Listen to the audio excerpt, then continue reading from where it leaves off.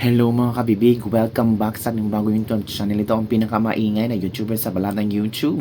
Ako si Kabibig, maglebak-lebak na ta with Eves. Ako po, nagka-typo. May nakita si Senator Amy Marcos na mali sa affidavit, pati sa supina mga kabibig. Mali. Itong si Atty. Lutok Taranta kung paano niya sasagutin ang mga senator judges. Malalaman na kaya nila ang script. Naku, kabibig, yun ang nga sinasabi natin. Ay, nako, nagkaletse-letse na mga affidavit ni attorney. Kaigit na si attorney. Graving tawa ko. Good job, Senator Amy Marcos. Sabi nga ni Presiding Officer Chis Escudero, mali sa affidavit, tapos ngayon mali sa supina. Ano ba talaga? Nagkabuhol-buhol na ang prosecution. Halatang manufactured truth or tailored evidence they have. Tingnan nyo, nangamote na. Kaigit na sad. Ito na ba ang pasabog na sinasabi ng prosecution si Atty. Lutok? Ito nagkaigit-igit na. Yeah.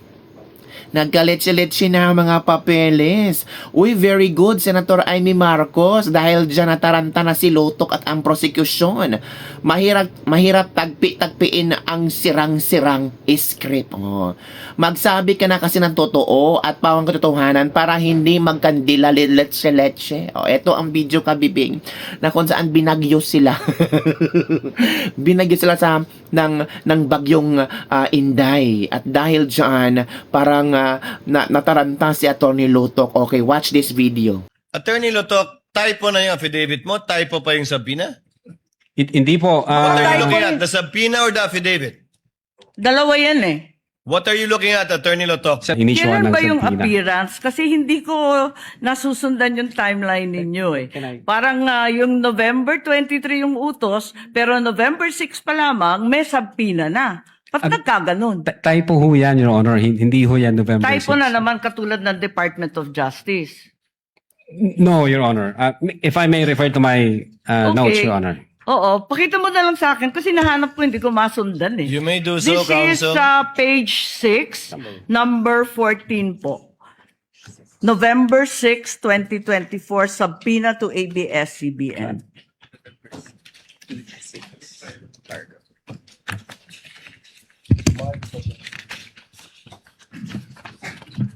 Yung subpoena mismo.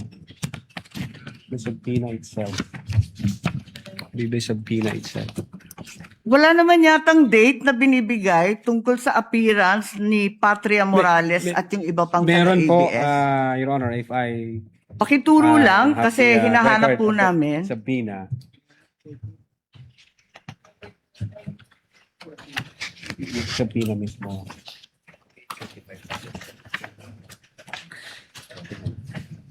For information, the time of Senator Judge Marcos is over. Kindly... Yes, but he's still responding Of course, to the we same will wait for question the if you will response allow. first. Siya po yung matagal, hindi tayo. We're only counting your the questions that you asked, not the answer. Neither are we counting the waiting time for the witness to answer.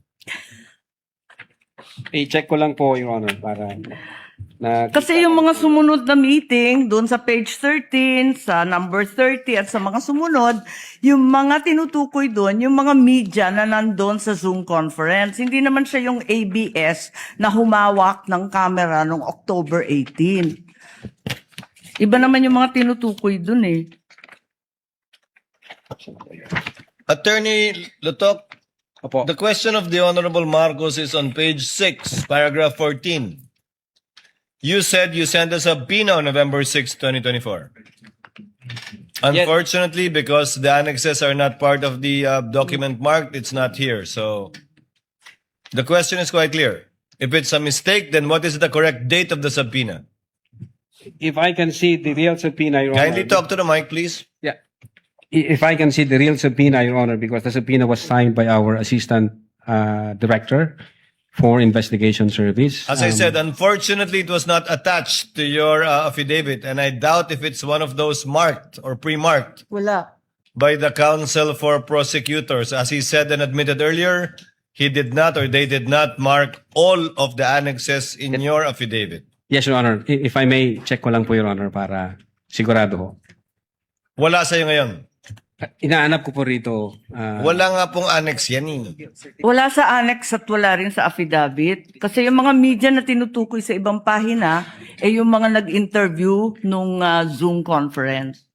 Dito ho yung certified true copy daw, Your Honor. If I may, Your Honor, please, can I assist on this regard, if the court will allow? Only if you can produce a copy of the November 6 subpoena, counsel. Exactly, Your Honor. The documents are present. They are in the possession at present of the witness, Your Honor, please. They may not have been physically attached to the affidavit investigation, but they do exist in the records of the case as separate pre-marked documents, Your Honor, please. So Okay. it's here? Presiding officer, then is counsel saying that therefore the affidavit is defective or wrongful, and With that all November 6 is not the right date? What then is the right date to With the all due subpoena respect, to Your Honor, ABS? please. With all due respect, we object to the use of the term defective. Counsel, we shall await. Let the Yes. document speak for itself. Yes, Your Honor, please. If it's there. The witness is Yes, now it in the was the process. witness who said that it was a mistake, not me. No, it doesn't make the entire affidavit of investigation defective. No, I merely said the date was wrong. Because that's what he said. Yes, Your Honor.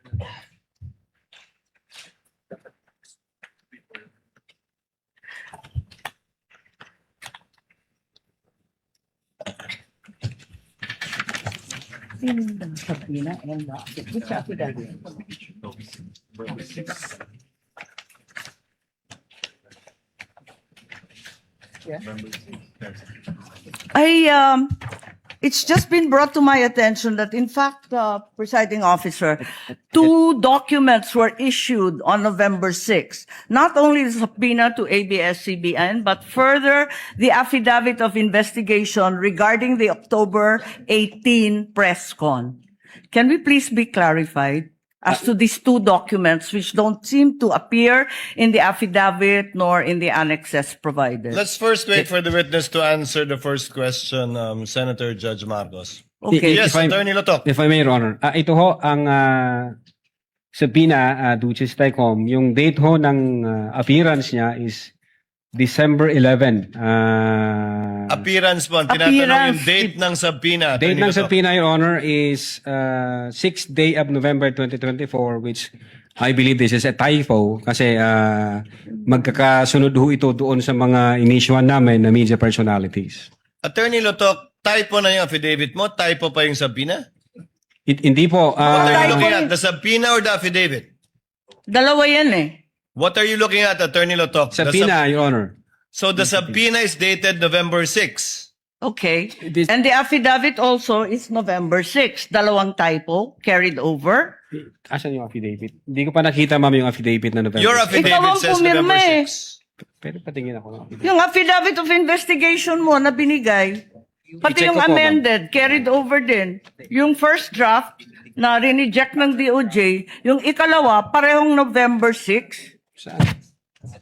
Pirmado ninyo eh.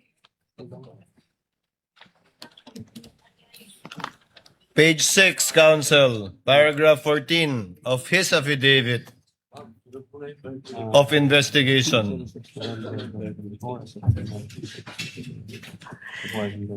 Yes, Your Honor. It's November 6, 2024 ang nakasulat dyan. So typo din yan? Is it your testimony na typo din yan? I believe so, Your Honor. Kasi ang intention namin dyan is 11 December 2024. Anyway, Senator Judge Marcos, the document will let the document speak for itself. That would be the best evidence of it, if at all, of the dates Thank you. of either the subpoena and or the affidavit. Yes, presiding officer, just to provide our witness a chance to correct himself or the documents, sa palagay mo, ano yung tamang date kung mali yung November 6? Same ho, Your Honor, doon sa mga subpoena na inisyu namin sa media personalities. Dapat magkakapareho. Yes, magkakasunod po yun. Okay, sige. Maraming salamat. Thank you very much, presiding officer. Damo nga salamat. O ano na, attorney? Ano ang iyong pakiramdam ngayon? Paano kaya ito sasalbahin ng prosecution? Posible ba yan na typo lang? Typographical error? Pwede ba yon? Typographical error? Naman pwedeng ganun, oy. Diba, kabibig? Sabi nga ni Chis Escudero, Attorney Lotok, typo na yung affidavit, typo pa yung subpoena? Pwede ba yon? Nako, yan ang sinasabi natin, mga kabibig. Oo, kasi scripted, yan tuloy from Juvie Love Balt Makalangan. Mali ang mga script kaya na typo. Paano naging typo yan? Ang tagal-tagal nyo na nakahanda sa impeachment ni VP Sara, sabi ni Luistro. Ito pa, day 4, talo naman ang depensa. Uy, huwag kayong ganyan kasi ayaw ni Luistro na sabihin talo sila. Panalo talaga sila, sabi nila. Oo, sabi ng mga supporters nila. Di kapalipaniwala ang typo sa ganyan. What if defense mechanism ni VP yon dahil may death threat siya to let the public know kung sino yung may intention to kill niya? Nako. This is the hard part for me kasi ang typo is the date. And yun ang iginigiit ni Senator Amy Marcos sa allegation since sa November 6 pa daw nagmanman ang NBI kay VP. Even before nag-Zoom press con niya daw. Although, ang sa tindi ko naman, yun ang subpoena for October 18 na breastfeeding. Sabi ng witness typo daw pero pinirmahan ang subpoena, palpak na naman ang prosecution. Yari ang bukas sa defense team. Yan kabibig. Hintay tayo sa defense team bukas. Ito kabibig ha. Don't forget to like, subscribe, and share this video. Bye everyone. See you next time.